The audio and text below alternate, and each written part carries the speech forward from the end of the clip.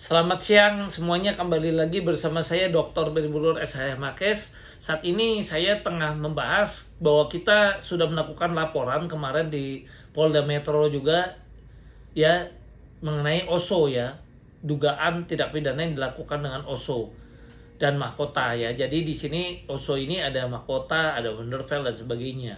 Nah, pada prinsipnya singkat aja bahwa kalau ada dugaan tindak pidana di mana suatu perusahaan ya aliran dananya digunakan tidak untuk kepentingan daripada perusahaan itu, adalah salah satunya juga uang nasabah malah jadi diduga hilang, maka patut diduga kuat maka perusahaan itu memang melakukan dugaan tindak pidana baik keuangan maupun juga TPPU atau cuci uang ya. Jadi tindak pidana penggelapan ya, tindak pidana TPPU atau cuci uang ya dan sebagainya.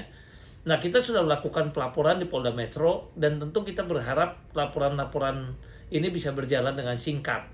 Ya, apalagi kita dengar pimpinan-pimpinan dari OSO ini katanya orang kuat dan punya kedekatan dengan Pak Kapolri ya, patut diduga ya, katanya seperti itu. Nah, jadi kita tentu harus melakukan suatu tindakan-tindakan nyata di mana kita juga mesti minta bahwa sekarang Kapolri yang di bawah Pak Kapolri yang sekarang ini Polrinya sudah berbeda ya, tidak ada tebang pilih lagi, hukum itu tajam ke atas dan ke bawah ya. Ya, jadi kita juga berharap tentu hukum ini tidak tebang pilih. Saya juga cukup sikat aja, saya cuma minta bantuan ya kepada Pak Kapolri, Pak Kapolda ya, kemudian Pak Kadif Propam, Pak Jokowi dan Pak Mahfud MD untuk dipantau kasus ini. Karena sudah bertahun-tahun, saya pun juga ada bikin laporan waktu itu sempat dengan nasabah-nasabah di Bandung di Polres Tabes, itu ditarik ke Babes ya, sampai sekarang setelah ditarik ini juga belum ada kabar lagi mengenai perkembangan perkaranya ya. Nah, ini yang kami juga sayangkan ya. Dan kemudian yang kami lapor juga di Polda ini juga belum ada perkembangan, padahal yang ditarik di Mabes itu sudah naik sidik. Kalau naik sidik itu kan udah 2 alat bukti adanya tindak pidana. Nah, tapi sampai sekarang untuk penetapan tersangkanya itu nggak ada. Nah, ada dugaan hukum ini masih tebang pilih, makanya kita minta bantuan supaya ini diviralkan, karena no viral no justice ya. Nah, kami juga bingung apakah harus ada nasabah yang teriak-teriak, nangis-nangis sampai histeris di tempatnya Pak Kapolri, kemudian viral baru ini diusut. Selama belum ada nasabah yang seperti itu maka nggak ada. Kalau begitu caranya, akhirnya nanti semua nasabah akan berusaha melakukan seperti itu. Ya, karena katanya kalau dengan nangis-nangis histeris dan teriak-teriak dan bisa akhirnya didengar Pak Kapolri, baru itu nanti diusut. Ya, tapi kalau nggak ada seperti itu, tidak diusut-usut. Kalau prosedur biasa, apakah semua hukum nanti harus ada tambahannya, ada prosedur tambahan? Ya, dalam melakukan pelaporan polisi, ya, maka ada prosedur tambahan, nanti ditambahin di situ ya, harus ada menyiapkan pihak yang untuk ya diduga kuat ini harus ada dibuat perubahan-perubahan seperti itu ya. Jadi nanti harus ada yang histeris atau viral ya, nangis-nangis, baru nanti didengar Pak Kapolri, baru perkara diusut. Kalau nggak ada seperti itu, nggak bisa. Masa harus seperti itu? Ya, kalau harus seperti itu tentu nasabah-nasabah nanti harus semuanya menyiapkan mental untuk melakukan hal-hal seperti itu baru diurus. Seharusnya kan harusnya dengan sistem ya.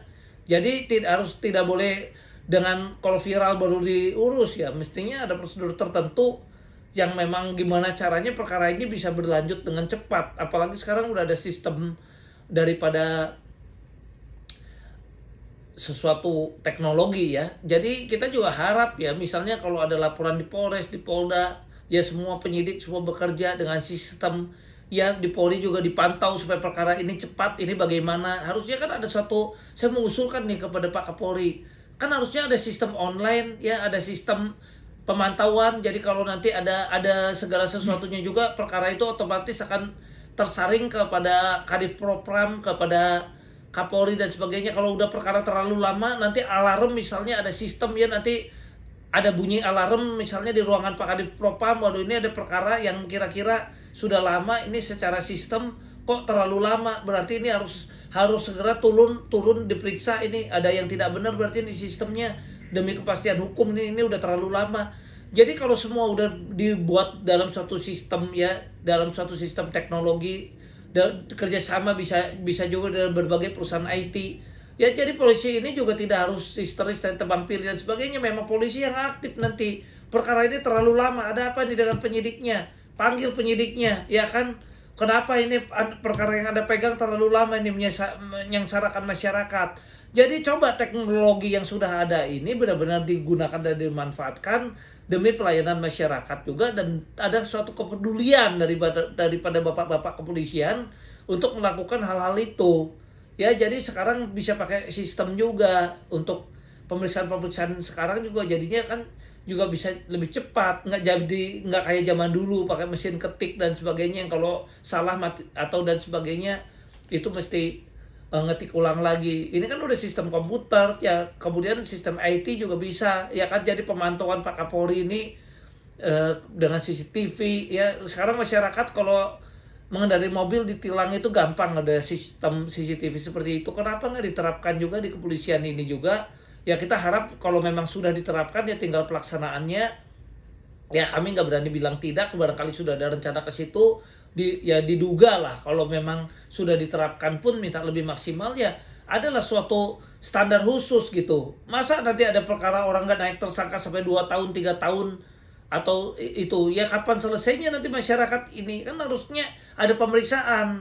Wah, kalau perkara terlalu lama ini penyidiknya apa yang terlalu lama, apa diduga main mata atau diduga bagaimana nih ya kan, apa ada prosedur yang salah ya? Masa baru bisa viral kalau ada nasabah yang teriak-teriak dan sebagainya. Nah jadi saya tidak mau lah istilahnya ya menjelek-jelekan suatu aparat.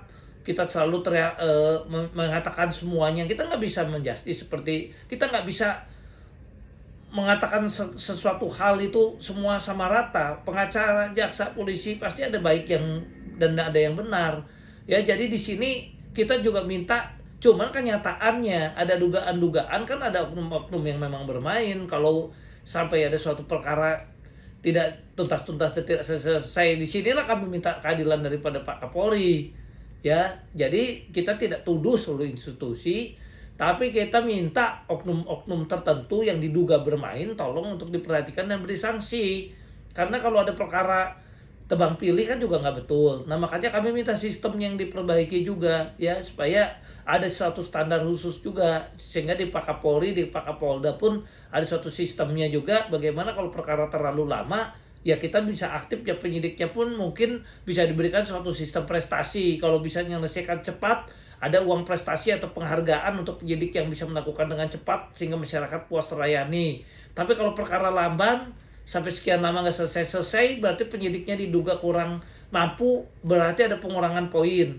Jadi kalau yang nanti paling pintar penyidiknya, ada kesempatan secara objektif, secara terkomputer, mungkin itu bisa naik pangkat cepat ya kan. Kalau yang lama begini bisa naik pangkatnya jadi lama, bahkan bisa demosi. Jadi semuanya penilaiannya juga baik ya, tidak berdasarkan karena kedekatan dan dugaan KKN. Ada semua penilaiannya dengan suatu sistem. Ya demikian ya dari kami. Salam sehat semuanya. Sekian dan terima kasih.